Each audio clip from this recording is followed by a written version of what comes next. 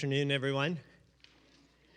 I'm Dave Eicher. I'm this year's chair of this year's planning committee for the conference, and I want to welcome you to this session. We have a special welcome for those of you who are joining us online. This session is being streamed for our digital conference registrants, and we welcome you to this session as well. I want to thank Glenn and Judy Brown Richardson, who are the sponsors of this session, and we want to say a special thanks to them. Thank you. Peter Kolar serves as editor for Spanish and bilingual resources at GIA Publications. He holds a master's degree in music composition from Northwestern University and resides in El Paso, Texas, where he's the director of the El Paso Catholic Diocesan Choir. If you would like to have a more extensive biography of Peter, you can find it on the conference website. So please join me in welcoming Peter as he presents Emulating Hispanic Styles on the Keyboard for Worship. Peter. Appreciate it. Thank you. Thank you very much, David, and thank you to all of you tuning in online as well. How's everyone doing? Excellent. It's great to see you all here, and thank you for dedicating your afternoon to this session. I hope you have a lot of fun with this. This is one of my passions, and I'll get into that in just a moment as to the why and the beauty of it all. Just like to mention that there is a handout that was circulating, so for those in the room, make sure you have a printed copy of it. There should be plenty in terms of quantity. And for those tuning in online, very special welcome. And the handout is not yet uploaded digitally to the platform, but it will be shortly thereafter, after this session, once I can have some better connectivity outside of these cement emboldened walls of this recital space. But everything that is in the handout will also be already up on the screen for you as we go through this. What I'm going to do in this session is give a little lay of the land as to how I approach this particular topic, and then we're going to look at some examples with gleaning some insights into those, the various nuances that we can discover. So let's start by saying this. My specialty tends to be replicating styles which are inherently conceived for guitar-based patterns and strumming and rhythms of that nature, and somehow authentically replicating them on keyboard for the specific purpose of supporting assembly song in worship. And I think there's two factors at play. One is that you want to do it in a way that is supportive in the moment of the people's voice, and those techniques should always be applied regardless of style or idiom. But in particular, when we're talking about this style of music, the Hispanic styles of music, you want to do it in a way that is respectful and authentically replicates let's say, the spirit, or in Spanish we would say el sabor, which means the flavor, right? There's something more to it than simply notes or repetitive patterns. But it's also a spirit, and a separate session could be easily dedicated to how that's done in such a way that it speaks not just to the head, but also to the heart. And so we're going to explore that and hopefully see how that can be done. I myself am not a guitarist. I find it quite difficult to hold down a fret, and probably don't even have the hand or finger strength to be able to do so on a regular basis. So I look on with great admiration to those who play the guitar, and especially those who do some of the wondrous rhythms that you can see throughout the various styles that we'll be exploring in this session. Just a brief little bit about me as to why I have this passion. My mother is a native of El Salvador, so I have Latin American blood is part of who I am, and my father is a Polish American who taught us music as a family, and he himself is an accordion player, and so I play plenty of accordion, as many of you saw at the Hymn Fest on Sunday evening. I grew up here in the city of Detroit, playing many polkas and committing melodies to memory. I was a frequent participant in the Hamtramck and the Detroit Polish festivals downtown here at Hart Plaza. As a child, I was playing and singing accordion and piano. But I'm telling you this because later, when I lived in the city of Chicago and ministered for many years in a predominantly Mexican and Mexican-American community, where I became immersed in, of course, the culture, the food, the spirituality, the faith, and also importantly, alongside all of that, the music. It was none other than the accordion that I found as a bridge between the various cultures. I find myself playing accordion frequently with the mariachi groups, and even in liturgy and replicating that, those sounds. But I myself, I'm a pianist. I studied classical piano, of course, but because of my upbringing and a kind of immersion in the polka idiom, I found a lot of that to be extremely useful when it came to playing Hispanic styles on the piano. And so that is my passion. It's kind of my area of expertise. And so I'm happy to share a little bit of that insight with you here in this session this afternoon. So if you would kindly look at your workshop sheet. Let's see, let me get this up for you. Here we go. All right, this little handout that you have, it says, yes, it is possible to play Hispanic styles on the keyboard. And it's worded as such because so much of this music is conceived and originates on the guitar. But I would like to, before I even dive into what we would call folkloric music, call on our friend Ludwig as a means to apply what we're going to explore in this session. Many of you keyboardists in the room likely studied and played this piece at some point in your early career.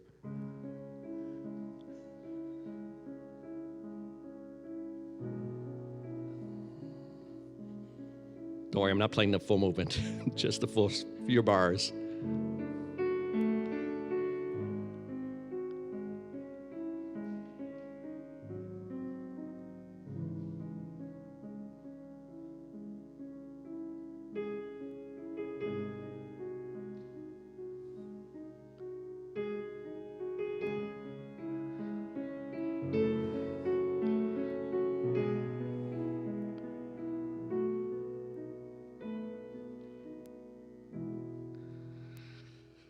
Now, one of the things when you first start playing Moonlight Sonata, you start playing those first few arpeggios, and you're like, oh, this is beautiful, this is wonderful. And of course, it establishes both a harmonic trajectory for the piece and also a rhythm.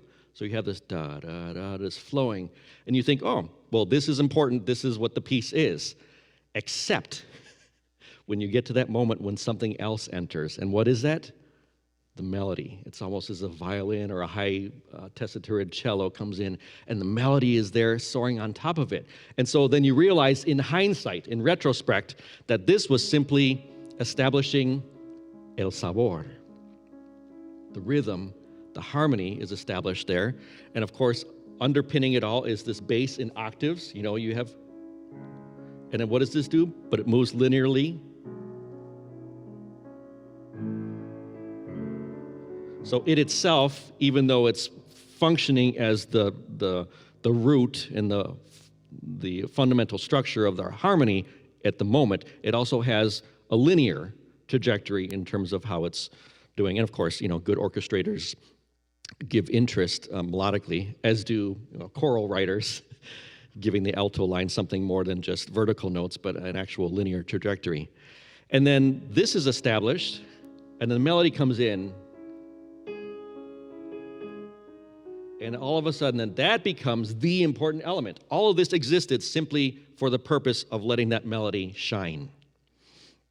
And so those three layers then, I now want to take that concept, and as this handout kind of shows, I'm going to basically focus on three elements that Moonlight Sonata readily shows us. We have a prescribed melody, we have a bass, and then in the middle of it, we have what I'm calling the rhythm, but the rhythm forms this function. It has this double duty of both establishing and reinforcing the harmony, as well as establishing a feel for what's going on rhythmically. In essence, it's style. So if I were to apply that to Hispanic folkloric music, you could see that we have an established melody. We're going to have a bass line that functions in some manner based on the style at hand. And then in the middle of all this, you're going to have a rhythmic layer that both reinforces whatever harmony is necessary at the moment, as well as establishing the feel and the style. Now, I'm talking about three elements, and we have two hands. So how is that going to play out? Exactly as it does in Beethoven, where you have one hand doing double duty, and so the right hand is covering both the melodic elements as well as the rhythmic elements, and the left hand, rather than doing a stride bass, is doing simply a cello line in some kind of function. In this case, in octaves, so it's nice and rich and melodic, but in some of these styles, they'll have some specific patterns assigned to the bass. That also means, as those of you who have played Moonlight Sonata know, that if you do this,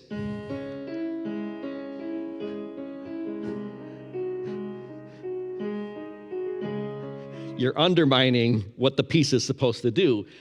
But yet that is our natural tendency, because the strongest fingers of our hands are the ones that are supposed to be in charge of the softest element. And the weakest fingers are the ones that are supposed to bring out the most important element, which is the melody. So it takes some training and some intentionality to make sure that those are layered appropriately so that the prominence is given to the weaker fingered elements, and that the rhythm, or the less important element, is relegated to what would naturally be the stronger fingers. So I have basically these three elements. Let's look now at the left hand in terms of the bass, and let's see how this applies. So I'm going to start with a very common pattern, and in good roll out the barrel fashion, I'm going to look at the bass line in a polka pattern, which is basically alternating between ones and fives. Now, if you're a bass player in a band, you of course have to exude uber coolness while you play, and you're going to play your ones and fives, but you're also not going to just settle for ones and fives. You're going to do some stuff with that, and it's all about arrival. So I know that I have this stretch of measures for this tone, and I have this stretch of measures. And so basically that leaves me this amount of space to get from here to there, and I can do some pattern stuff, but then I can also do some runs or some movements that would get me there.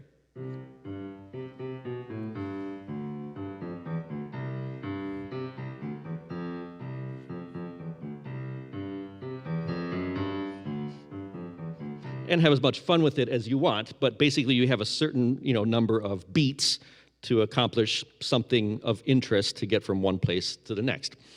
So if you look at this right here, common styles, let's look at the polkas, just up, boom, boom, boom.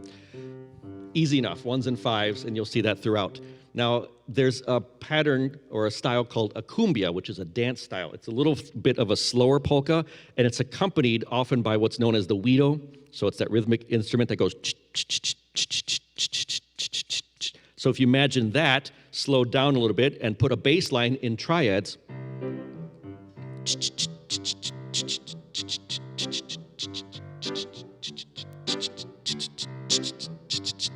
So you hear that feel, right? It's a distinct sound, but it's something that all of a sudden it's like, just like, Chopin and Mozart were doing polonaises and waltzes and things, dance kind of structures in their time. We also have these dance rhythms that speak very much to the culture. Looking next at the waltz, now we're in a 3/4 time, so like a polka, you're alternating ones and fives. And you have a specific number of measures.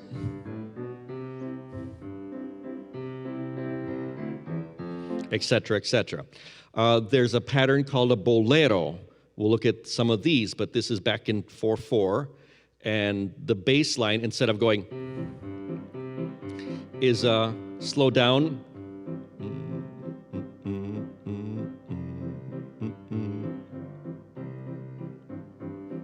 So it still has movement, but it kind of has a more gentle tone to it. This is very important liturgically because there's different moments in our worship services or in our liturgies that we want to have maybe a different feel, but use the same melody. Just like we learned last night at the hymn festival, that same melody, those same words can be done in different styles.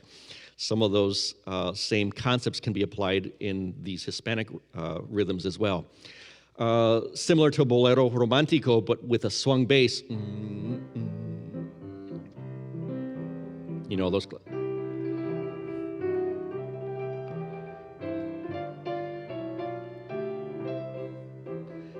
So with a swung bass and a tied rhythm, bum, bum, also in triads. So that's your son montuno or a calypso, various other derivatives extend from that as well. And then lastly, and probably most complicatedly, are the Caribbean rhythms, which have their roots in Afro-Caribbean rhythms and have a lot of crossover with jazz as well. But some of the rhythms that you'll find in the Caribbean styles focus on a bass that is anticipated, so it's always arriving before the beat.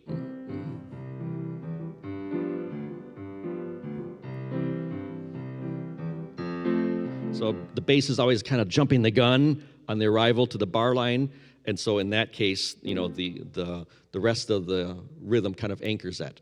So here's something that you can do, maybe here up at the top. Try doing some 1/4s and 5s, just familiarizing yourself within each pattern, and then work out some bass runs, as it were, that would get you from 1 to 5 and back to 1 or to 4 and that kind of thing.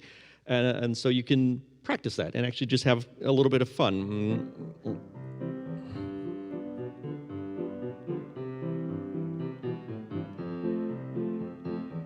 Polka styles or waltz.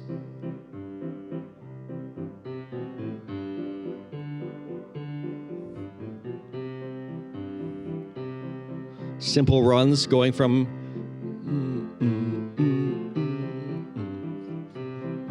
hemiolas are part of that as well. So as complicated or as simple as you want to get, but the key is to have your bass line be functional, but also not be afraid to add in some lyrical and horizontal interest. Looking on the second page, let's look at the melody. The melody is probably the easiest to talk about because it's prescribed.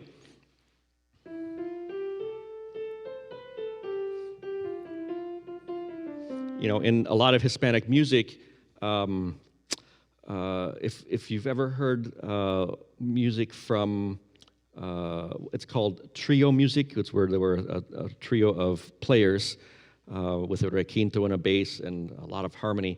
A lot of these pieces from the golden era of Latin America music, the classics of artists such as Pedro Infante and Javier Solis and Jimenez, some of these other folks who sang all these classic tunes, and probably more recently Vicente Fernandez. A lot of this music, the hallmark of it is beautiful melodies and not a lot of harmonic complication. 1s, 4s, 5s, and maybe some secondary dominance. But the hallmark of it is just a beautiful lyrical melody throughout. And typically in Hispanic music, if you'll notice this, any of you who work with Hispanic choirs, if you have a melody line, there's almost undoubtedly a group of singers who will just naturally gravitate toward what's called a segunda voz, a second voice. And those are essentially harmonies at either the 3rd or the 6th that just track whatever the melody is doing, and all of a sudden that's automatic harmony. And so you have so if I'm a melody I'm just making something up here.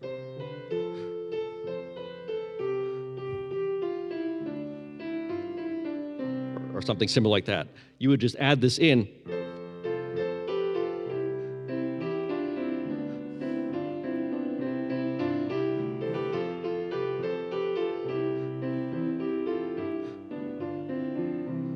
switched to the 6 at the very end just to arrive safely. Now, I grew up with polkas, as I mentioned, and what I always admired about the polka was that the trumpeters would take this lead, and the trumpeters, usually a duet of trumpeters, they would do like this very fantastical melodies in thirds, and then they would add in their ornamentation. So you have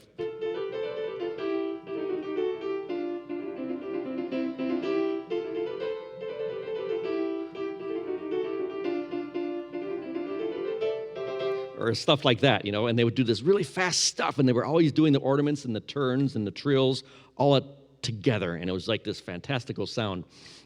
And so you can apply some of that when we do what's called the melody layer.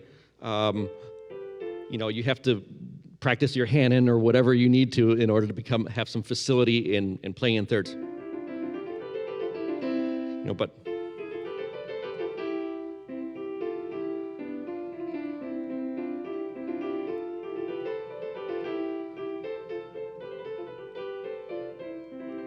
or something like that, So that's just a very simple way of embellishing what is otherwise just a melody line. Other than that, there's not a lot to say about the melody, other than it's prescribed, and it's what's going to be guiding everything else that we're doing. So here's the melody, there's the bass, so together you have these two outer elements. This is a made-up melody,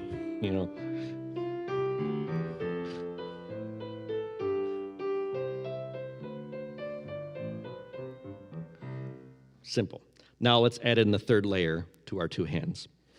So what I'm calling now the rhythm, the right hand, add the rhythms, whether you're in 2/4 or 3/4 will affect what you're doing, but I'm basically going to, like Moonlight Sonata, which was arpeggios, I'm going to reduce this to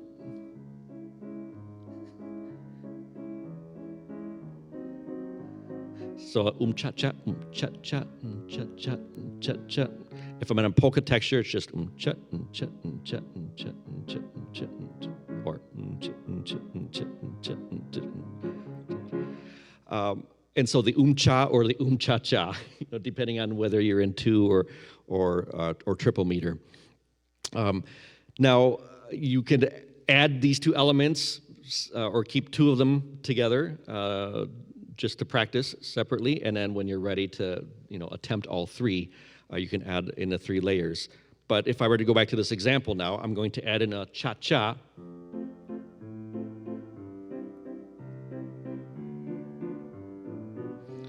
Now here's with melody.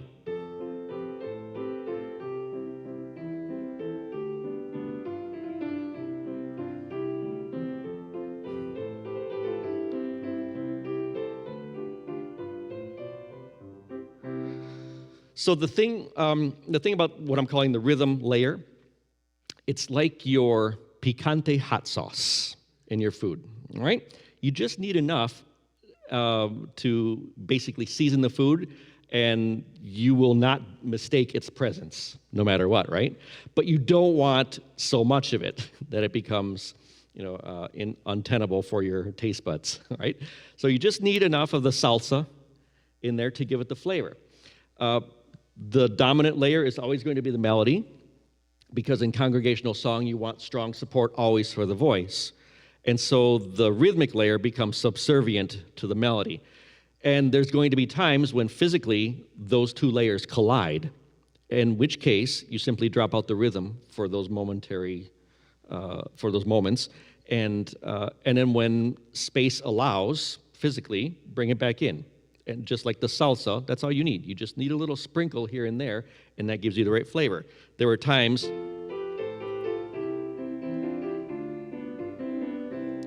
I don't physically have room registering, within the register to keep the cha-cha, cha-cha going religiously, and so I just drop it out. And when space allows, when the melody opens up into a higher register, I have the room in my hand to bring in the little cha-cha. So it's kind of like the guitar strum in the background. It's there. It doesn't always have to be front and center, but as long as it's fairly steady when the space allows is the concept behind it. So there's some practical guidelines of the rhythm, and I said that right here. Anytime the melody gets in the way because of register or syncopation or added harmonies or complexity, just let go of the rhythm. and then bring it back when the melody allows and gives it its space to do so. And I said, think of it as the onions or the chili peppers in your favorite food, and that's a way of conceptualizing what those three layers would do. All right, so that's the opening spiel of how I'm applying, a sonata from 1804 to folk music of the present day from Latin America. I'm going to go now to a packet of examples which you don't have necessarily, but it's here up on the screen. And we're going to go through a few different examples. I'm going to just point out some neat things to see in it. Now, bear in mind, I work in the realm of codifying in music notation form music that inherently exists in oral form. And it's transmitted down, through generations and across players and families, and it's meant to exist in this handed down form. And as such, it's subject to the fluidity, right, that any musical transmission might experience as it gets transmitted from one human ear to the next. And so it's without an authentic source or a definitive way of knowing how this music was first conceived, the best we can do is get a little glimpse of where this piece is currently on its trajectory. Its human trajectory. And so these melodies, which we call traditional, have been handed down to us. Now, I create hymnals, and so I have to put it on the page with notation. But I think it's super helpful for us to understand, especially those of us who don't operate in an oral world, where most of our musical transmission is via notes, notation, and written form, that you have to approach these pieces with that particular understanding.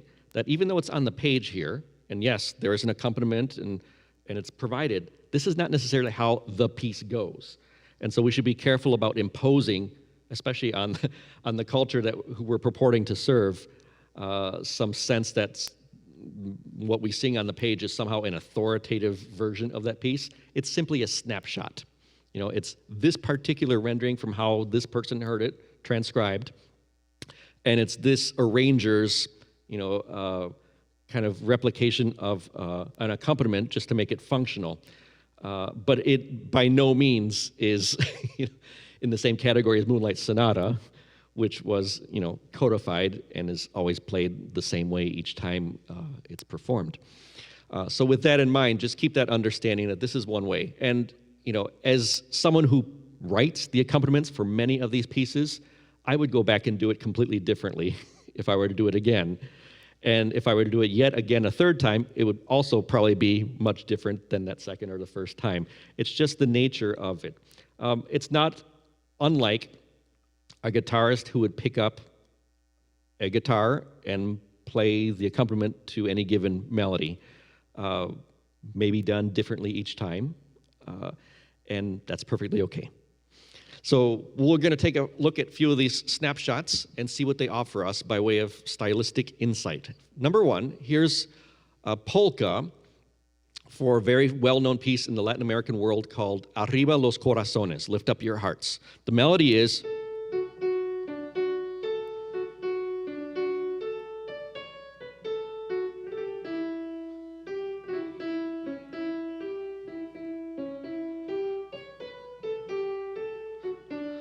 Okay, so I'm showing you here an example of a polka. The asterisk is this piece was probably not conceived as a polka, but more of a danza, okay? But for purposes of just showing the keyboard functioning. All right, you can see here we have a melody layer, which is prescribed. Basically, that top line of the right hand is exactly what's going on up here in the melody line for the people. I have a bass line.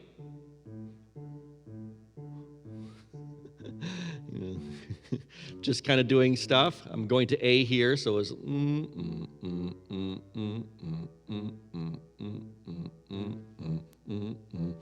then a very simple, nonchalant run back to D.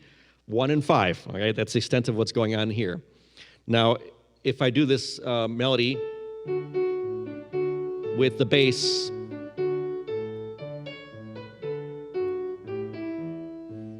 very simple.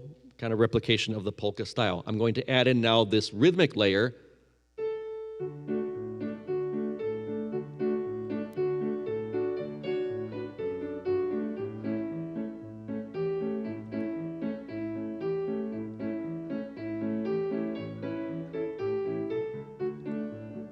All right, so you see this, and of course you want this, you don't want,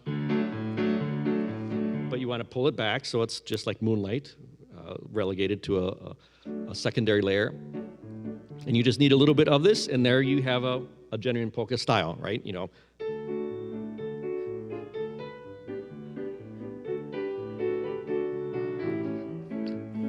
The same concept applies. All right. So that's a very simple and straightforward example. Let's look at the verses.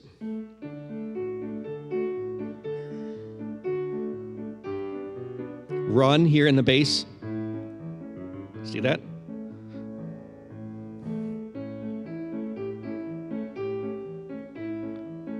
And a run here. And it repeats, of course. Now, this bass line could have been a lot different. It could be more complicated. It could be more interesting. It's pretty functional here, 1, 4s, and 5s, just with some simple runs to get back and forth from there. But that's a pretty simple example of a polka. Now, sidebar, this piece was probably more conceived like...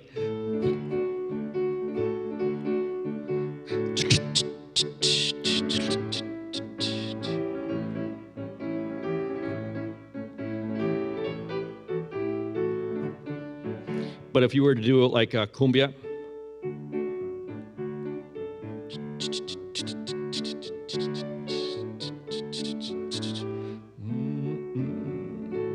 calypso,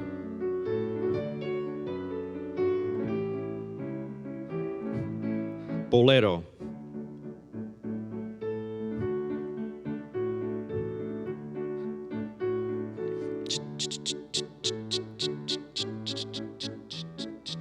so each of those have a distinct feel in terms of its savoir, or the way you could replicate it.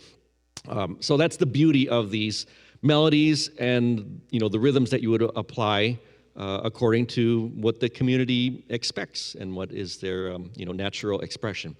This is the piece by Carlos Rosas, a very famous composer out of San Antonio area who contributed a ton of repertoire, particularly in the mariachi idiom.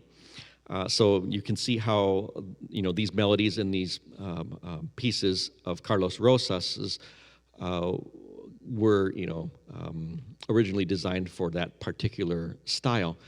As such, you know, this is his very famous piece, Este es el día. The verse is, Este es el día que hizo el Señor, cantemos todos con santo fervor, cielos y tierras muy juntos están, porque el Señor ha venido aquí. 1s and 5s, that's it. Then you finally get to the 4. Cantan las flores, se alegran los campos, bosques y prados se alaban a Dios. All right, so it's a very simple melody. 1, 4, and 5 is the extent of the harmony. Really fun kind of melody.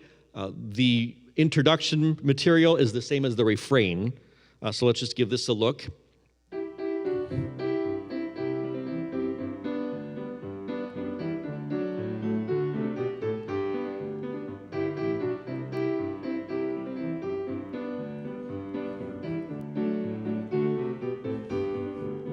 So before I go on, part of the thing that I'm doing here in what I'm calling the rhythmic layer would naturally just be but now a guitarist in this idiom would sometimes do so that's where you see these little 16th notes coming in. Da da da da da da da da da da. It gives a little bit of the gallop.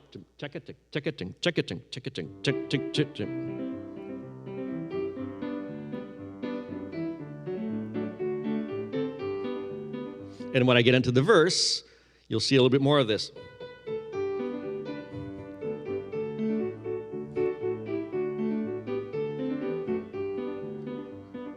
So you hear that, and it's just a little bit of a hint of rhythm, but it's a next layer of intricacy beyond.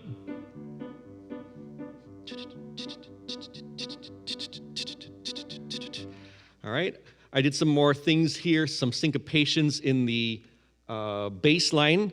as well as some chromatic runs. So, for example,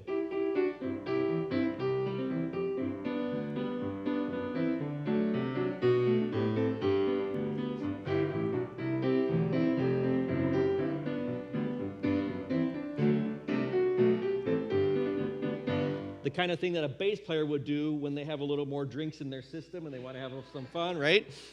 After a few coronas. But here is some of those spelled out. And again, it's completely arbitrary. It could be any, all, or none of the above.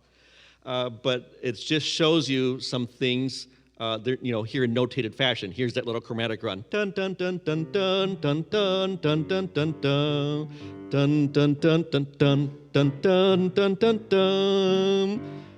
So there you have it, some notated forms of that. But of course, any of this could be done.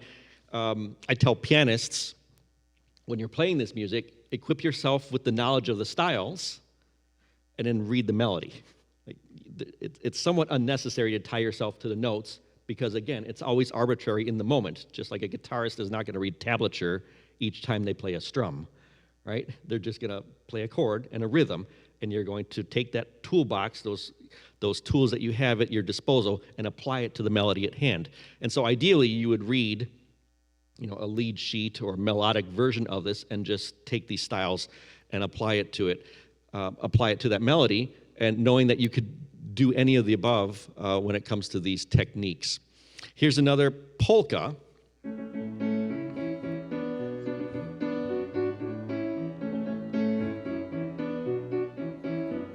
Very popular song. Now again, I'm showing you a polka style for this, but its origins were probably closer something to this.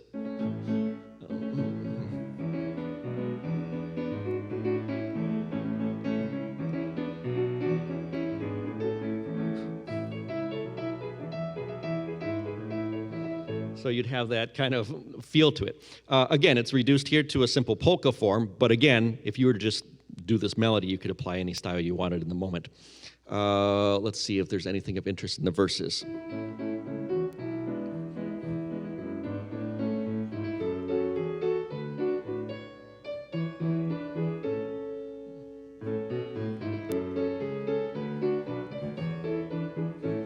Pretty straightforward polka form. So you have your three layers represented: melody, rhythm, bass. Let's look now at what's called a carnavalito. This is a derivative of a polka, and it's similar in feel to a cumbia. And so you can imagine like the local neighborhood band playing these with the clarinets and the winds. This is a piece by the late Eleazar Cortez called Somos una Iglesia, and the introduction is this really nice kind of minor keyed modal form, and it goes into a major key refrain, and the verses go back to this minor key. Punctuating throughout all of this would be a kind of a kawasa or a weedo sound. So you can imagine. The introduction comes in.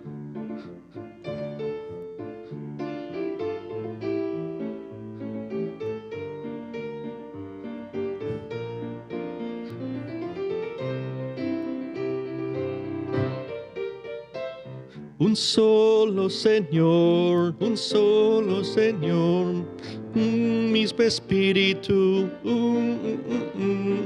somos una iglesia. All right, this accompaniment is by Scott Crandall, who is actually here as part of the conference, attending from OCP. But you get an idea of, it's a derivative of a polka because it's in the 2 or the 4 based, and the bass alternates.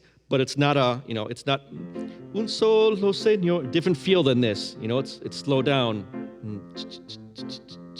And you could hear those triads or the alternating as part of that. But again, I'm trying to emulate here on the piano what would normally be done by like a conjunto, a group of instruments with rhythm and guitar and other instruments, but trying to be as respectful as possible to replicating the fullness of that style on these 88 keys. Next up, here's a waltz. We're going to look at some waltzes now. Remember that our waltz form, we're back in 3/4. So you can imagine the upstrokes of a guitar or maracas. and an alternating bass.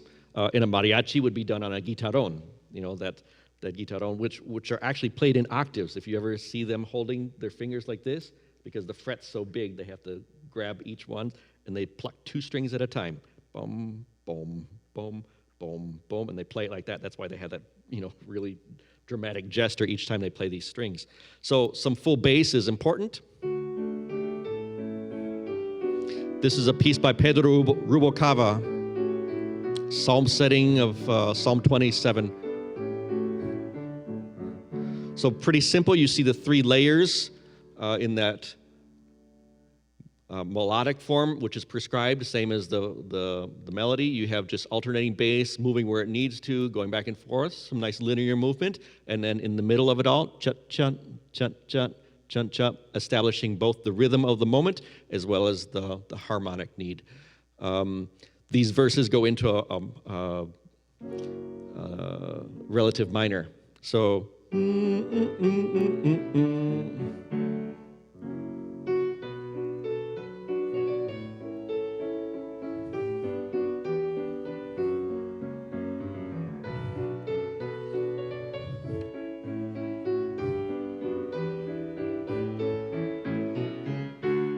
back to the refrain. So it's a nice little way to see the function of the waltz in this style. Now this next one is also from Eleazar Cortez. This is a piece of his called Pan del Cielo, which he conceived also as a waltz, but there's a slight nuance to it, which has more of a South American flavor. So like a valse peruano, you can hear this as Bolivian or Peruano, Peruvian, more of an Andino flavor as part of it. And as such, I'm breaking my rules here. Normally, I would say that rhythm layer belongs to the right hand, which I just spend a lot of time talking about. But because there's so much going on in this melody, and because the rhythm of the melody kind of precludes my ability to do this in a functional way, and also because of the simplicity of the nature, you could hear a single guitar going.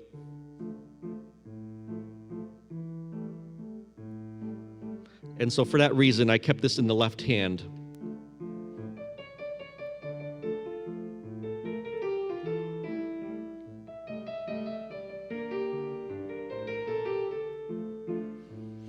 And I could also hear marimba on this. Like the tremolo. Isn't that charming? Right. So a wonderful simplicity to it, 1, 4, and 5, but in this minor key, and you can hear kind of the the instrumentation that would accompany this would be simple guitars or even a charango, which is a really the small guitar with high pitched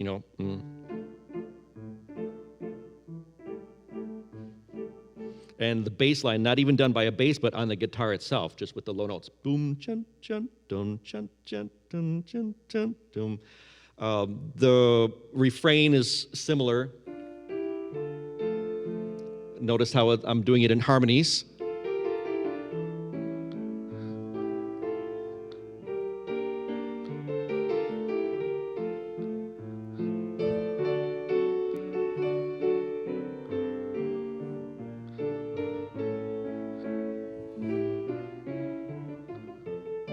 And the verses go into this.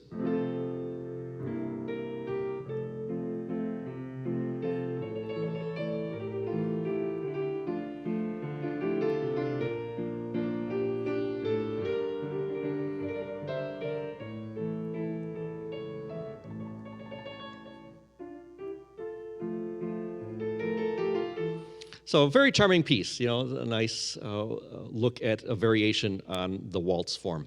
Okay, critical and essential to all of you ministering and working in Spanish-speaking communities is to know the piece, Las Mañanitas, which itself could merit an entire workshop on its theology and its symbolism and cultural and historical significance.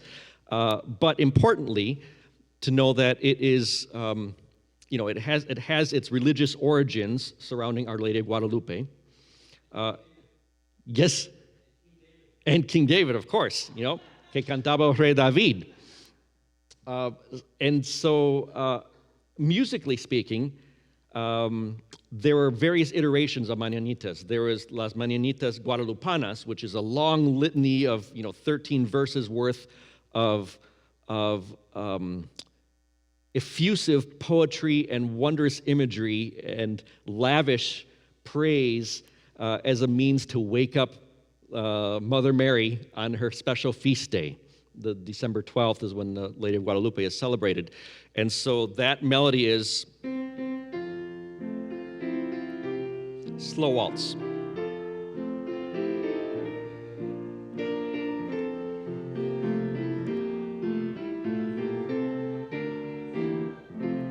Okay, and 13 verses worth of, talking about the birds and the flowers and the sun and the moon going down and the beautiful sunrise, all that stuff. Basically, wake up, we're here to sing to you because we love you and want to sing lavish and praise upon you. Okay, then there's also las mañanitas tapatías, which in similar fashion, but using a quicker waltz.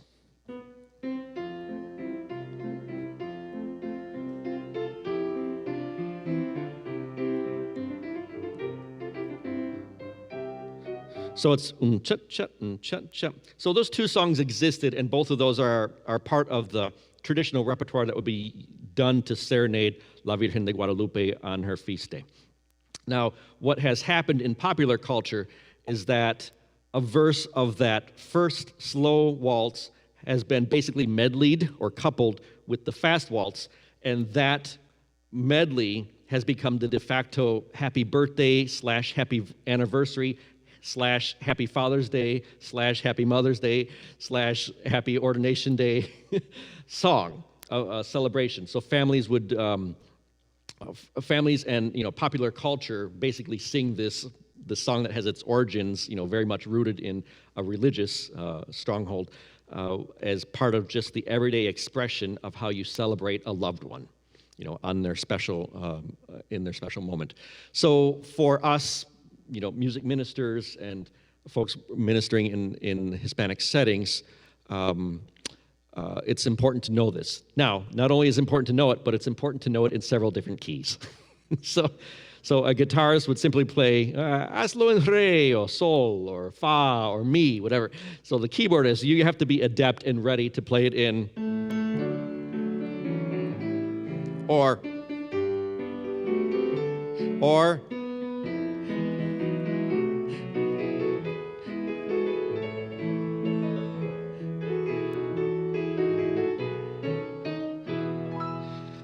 Okay, so let's look at what I did in this arrangement, which again is not how it goes. It's just a snapshot of how you might do it. So I put it in the key of F because that seems to be a pretty centered key in terms of people's ranges, but I've been in places where, the preference would be a lower register. So, C and D are also quite popular.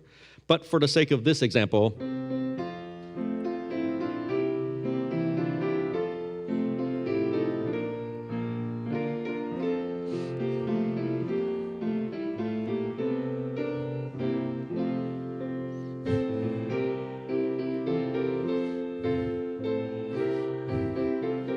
pause for a moment. Notice how the melody is the lower voice here.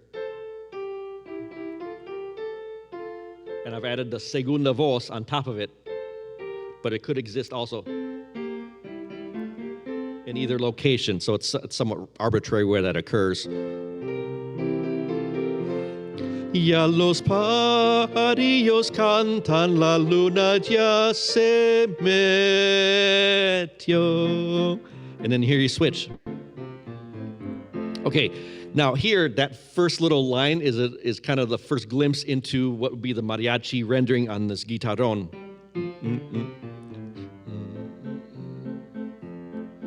So you hear this when mañanitas or any fast waltz is done, you'll hear hemiolas going on very naturally.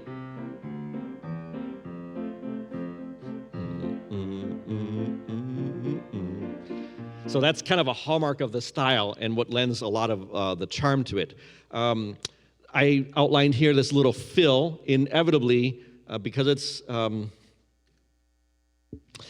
so much of the music is what they call musica lyrica, or like lyrical singers. Musicians basically just sing the phrase. It's kind of like when you're singing karaoke and the ball comes along and you really don't care how many measures there are. You just sing when the ball shows up. There's kind of a similar situation in a lot of Hispanic music. My father-in-law is a perfect example of this. He has no concept of rhythm whatsoever.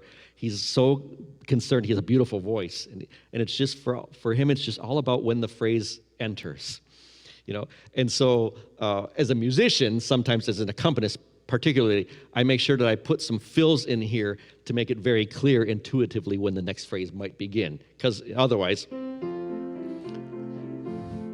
En que vengo a saludarte, que vino, and then all of a sudden you're off beat kind of thing. So these starte, que la pila del bautismo cantaron.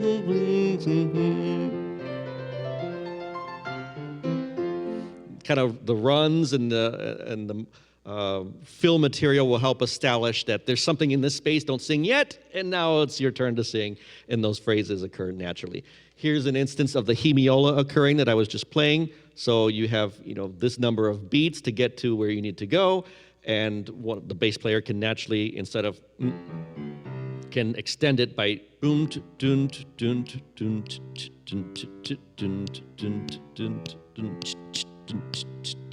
and that's something that just naturally occurs, somewhat randomly as well.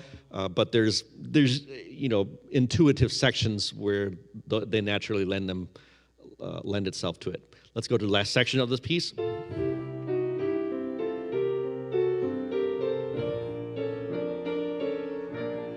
this is a big dramatic pause. Levántate de mañana, mira que llaman. And then what do we have at the end? We have the grand tan-tan. And it's literally called the tan-tan. So if you're playing in a mariachi style on the piano, and you want to replicate what the trumpets would normally do to end off a piece in 3/4, a typical waltz. So I'm going to stay in the key of F, but I'm basically doing a scale from F outward in both hands, skipping the second degree. Then 5/1. Again.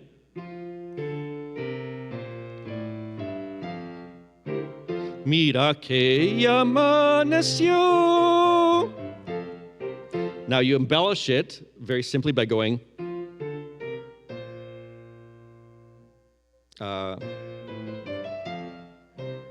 right? With a little turn. Now you can also add a turn on top of it. And that becomes very authentic. And you can do that in any key. Dun, dun, dun, dun, dun. Right? Or do it in G. Those kind of things can happen. So you can just do that naturally anytime you're in this style and you want to end a piece. And liturgically speaking, it doesn't always have to be a big dun-dum. So there's times when I'm doing a communion piece and I don't want it to sound so grand at the end. So,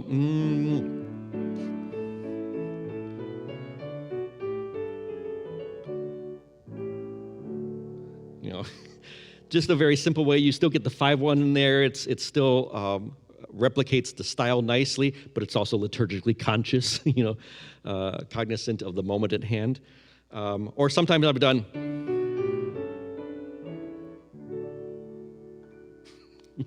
without the 5/1 at the end.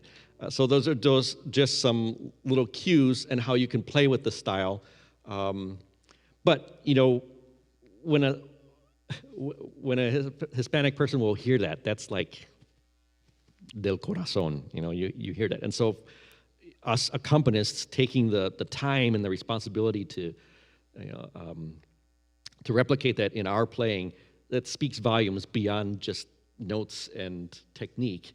But it's also speaking to the heart, and you're touching someone on a level even beyond the lyrics and language and the linguistics behind it, but also you're making them feel at home with music that they love and uplifts their prayer.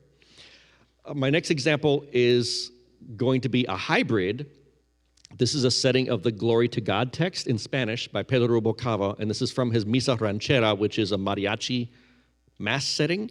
And the Gloria is essentially a fast waltz, but the verses switch to a bolero. So it's this toggle between 3/4 and a slow 4/4. So the refrain, and you could imagine this on the trumpets.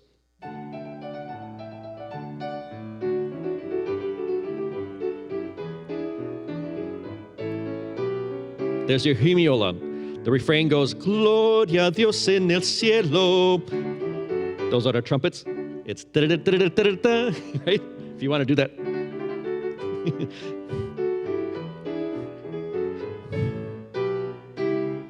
And you have the hemiola built in, even in the melody itself. Bum, bum, bum, bum. And then verse 1 continues on. Simple waltz. It's kind of odd phrasing, too. It's not always squared off in groups of 4 measures, but you just kind of add extra bars as needed, and the melody comes in when it feels natural. I'm going to jump ahead now to the verse. Did I give it to you? Oh, I did not. I'll show you just a little bit of what that other verse sounds like. This is a bolero. So it goes...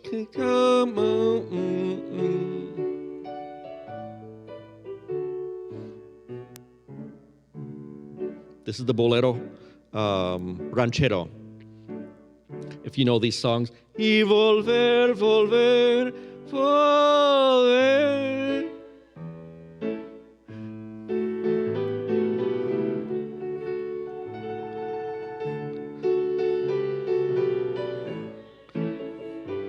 So it's the slow swag strum. It's like minimal effort, right? So that's what the bolero romántico is. It's just a nice melody accompanied by very sparse. And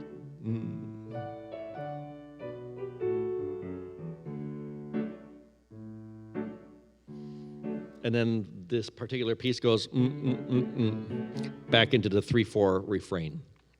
So there's a little insight into how some of the rhythms are even combined within a single piece that give a glimpse. But you want to be adept in all the rhythms at hand so that when you get to that moment in the piece, you can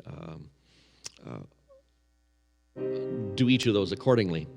This is, I have 2 examples now of what's known as a huapango. And the huapangos, there's fast and slow huapangos, but this is a rhythm particularly prevalent in the eastern, like the eastern shore of Mexico and those states along the Gulf.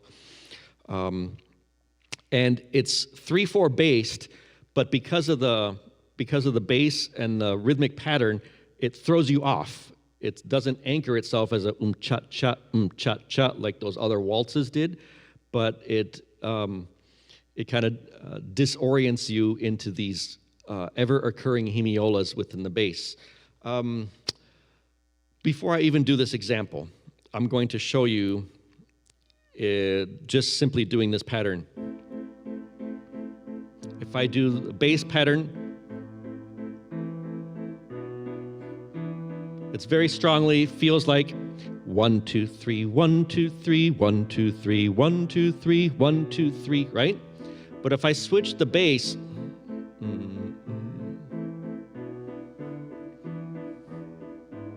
I haven't switched the pattern at all of the right hand. But all of a sudden it feels differently paced or maybe a change in the tempo. There's something that like a non-music person would just perceive as something slightly different, right? You hear that? But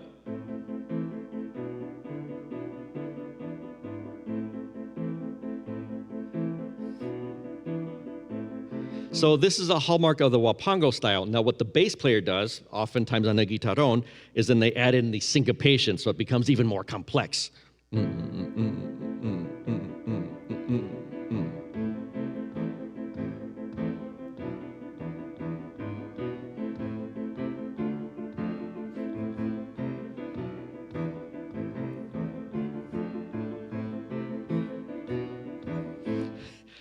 So it's the kind of thing they'll do just arbitrarily, but you're toggling back between this very anchored dun dun dun cha cha dun dun dun dun dun cha pum pum pum pum pum, but then all of a sudden they'll not play the downbeat, and you're in on the and of one. Back bum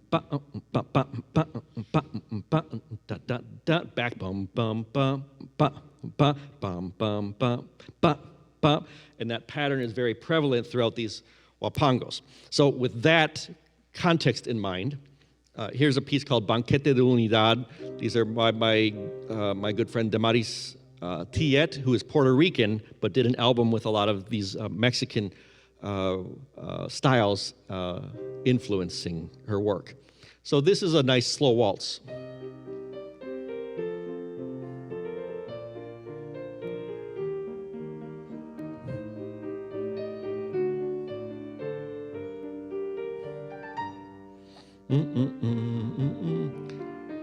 All right, so here you see that.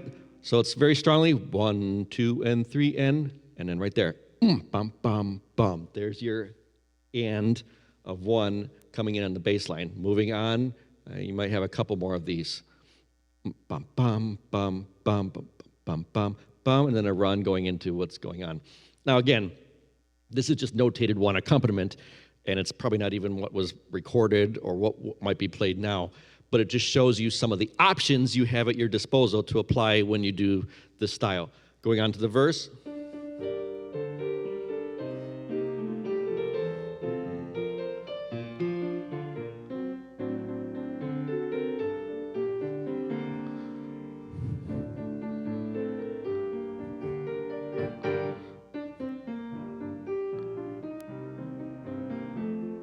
Gentle.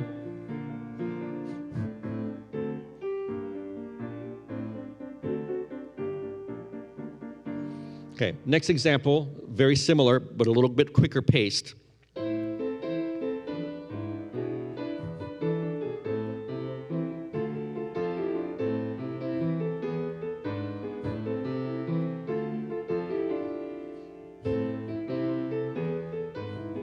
So here's an example of your guitar strum. And by the way, if you're a guitarist playing wapango, it's this fascinating combination of strums and slaps. So you have a and the guitar turns into this like wondrous rhythmic instrument in addition to doing the harmonic strums. So what does that mean on here?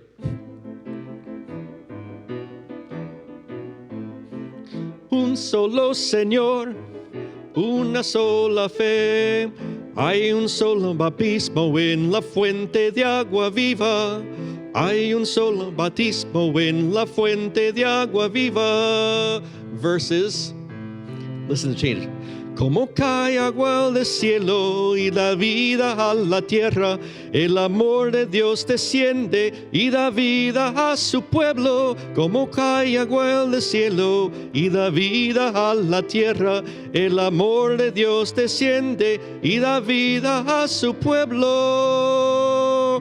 Un solo Señor, una sola fe, hay un solo bautismo en la fuente de agua viva, hay un solo bautismo en la fuente de agua viva. Right? So like a bravura part of it, but it's because of the rhythmic activity going on in the bass line. This is constant, but the bass line is like switching you back and forth, so you never get your footing. You're always in this constant flux between solidly 3/4 and a longer 3/4 that is that hemiola. So it's a wonderful, fascinating rhythm. I love it. There's slow wapangos that are just very effusive. La Malagueña is a very famous folkloric piece. And the Huastecas and the wapangos very much rely on this kind of rhythmic complexity, even at a slower tempo. And all this is happening oftentimes while the singer goes, and holds out like a long note for 8 bars or 10 bars just to kind of show off that. So it's very filled with passion, and I think some of that can be replicated well on the piano if you just kind of buy into the style. Let's look at some boleros. All right, so again, the bolero, kind of a slow derivative of the polka. So instead of going, I'm going to slow it down, and I'm going to replicate the guitar strum, which is chun chun chun chun chun chun chun chun, or chun chun chun chun chun chun, downstrokes and upstrokes, or I like to have all downstrokes, chun chun chun chun. That gives a particular feel. And the bass then is relegated to a more gentle pattern on 1s and 5s. Now, in good Hispanic fashion, there's a nice lyrical melody on top of all of this.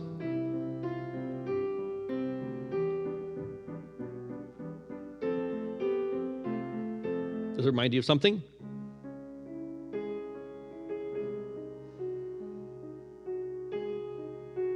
Right?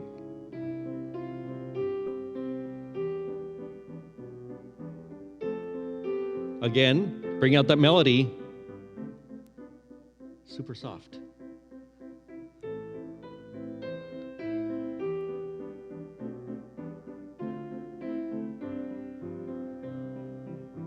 So you get a sense of that? Yeah, it's very nice. You just have the kind of like lyrical soaring melody on top of it, underpinned by this rhythmic activity, but it's gentle in nature, and a bass line that is unhurried.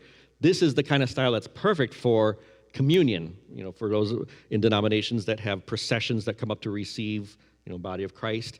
I like the bolero romantico as a way to express movement in this very gentle and prayerful way. So here's the refrain, which I just played, the same as the introduction material, and then the verse goes into this other key. Bass line, boom, boom, boom. Little melodic movements.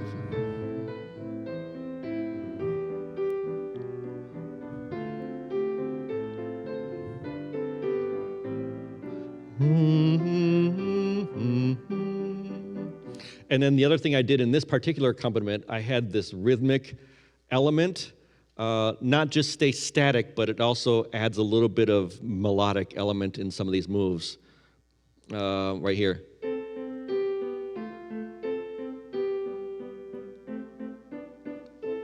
So it has some of those anticipatory harmonic movements that leads you into the next chord. So it's not just devoid of melodic interest as well. Okay, just the session is drawing near to a close, so I just want to highlight some of the Caribbean examples that we have. This is a very famous tune from the Caribbean, Puerto Rico likely, that is in the spirit of the Epiphany celebration. Epiphany is even greater than Christmas in terms of the cultural significance. So the three kings are a huge deal on the island of Puerto Rico and throughout the Caribbean. And this piece is, one of the classic traditional pieces.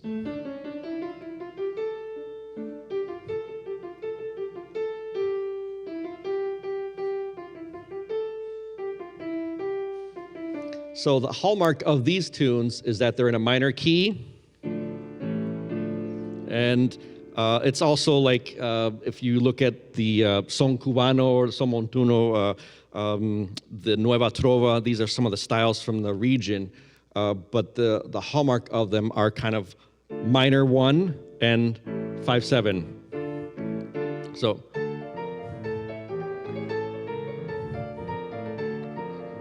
two chords. Also a little bit of chromatic movement, which I show here in the verses. So if you're playing in these, A7 chord to D minor, and then in octaves, and then the little chromatic movement. So you, and so in a pattern, in the son montuno, you would take it in the octave and then fill in the middle chords.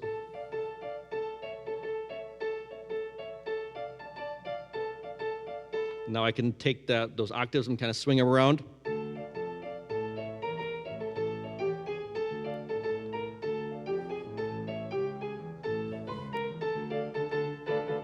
And those are kind of a way to easily replicate this style. These are less guitar-based, and as such, be more accompanied by rhythm. And so because of that, the bass has some freedom to not have to land always on the downbeat. And so I want to show you, this is a Glory to God by Damaris Tiet, which shows, just real briefly, the refrain is in major.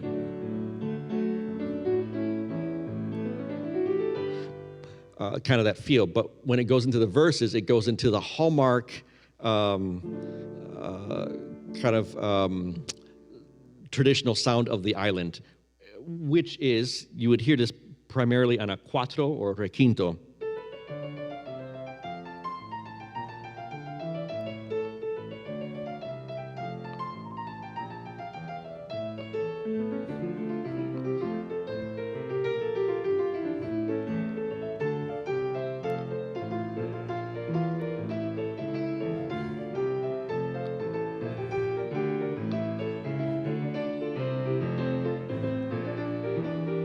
See, the bass is always coming ahead of time. That's because the top is anchored on the beats, and so it allows the bass the flexibility to arrive beforehand. And so in the verses, por tu inmensa gloria.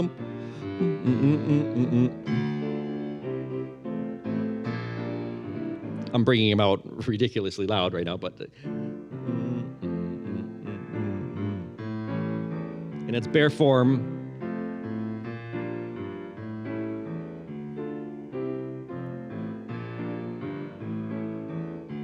And then if you wanted to get more active in the right hand, you could have added a montuno, which would give you the feel.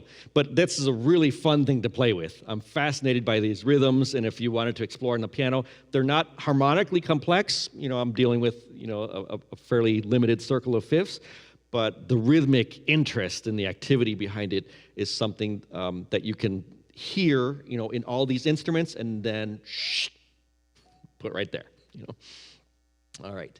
I think the last thing I have to show you is I want to show you my setting of the sacred mass texts in a piece of music that I've written called Misa Luna. And what I've done in this is not unlike my own identity, which is a mixture of European and Latin American heritage. I've taken these Latin American forms and meshed them with Baroque 18th century idioms. And so with Handel as its inspiration, I've essentially using a Passacaglia as the foundation upon which to build melodic forms in which the assembly can sing these liturgical texts as acclamations. So Misa Luna is essentially Handel's, I believe it's the 7th piano suite, Passacaglia, last movement, circle of fifths, Círculo de acordes, as guitarists would call it. And for guitarists who don't read music, it's easy enough for me to tell them re menor, sol menor, do, fa, si bemol, la septima, re menor, and that's the whole piece. Do it in a circle, and then you have everything. So,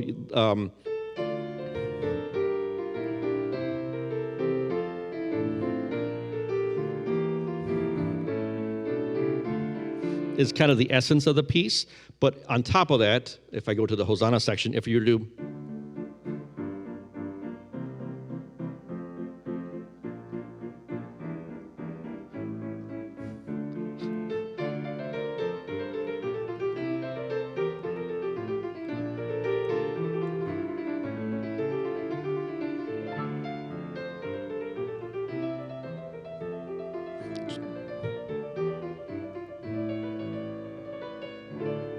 so you get a sense of how those things can combine in kind of wondrous fashion. So yes, I've done this with organ, trumpets, simultaneously with congas, and a guitar rhythm, and a guitarrón.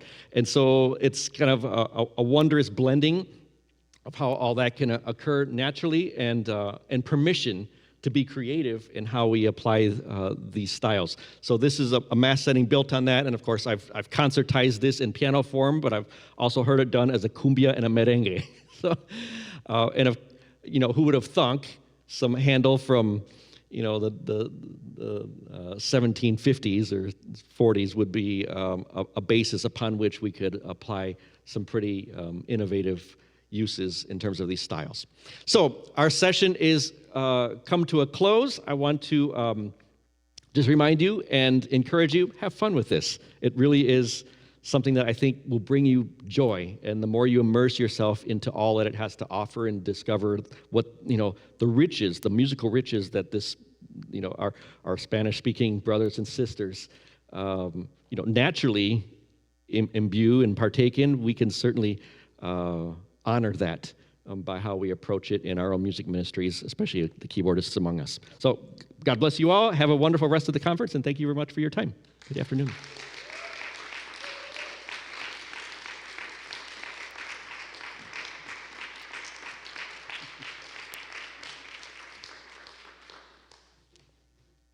And I will upload the digital handout of all these examples will be available shortly after this session. So you can go back onto the conference schedule and website and be able to have access digitally to the PDF.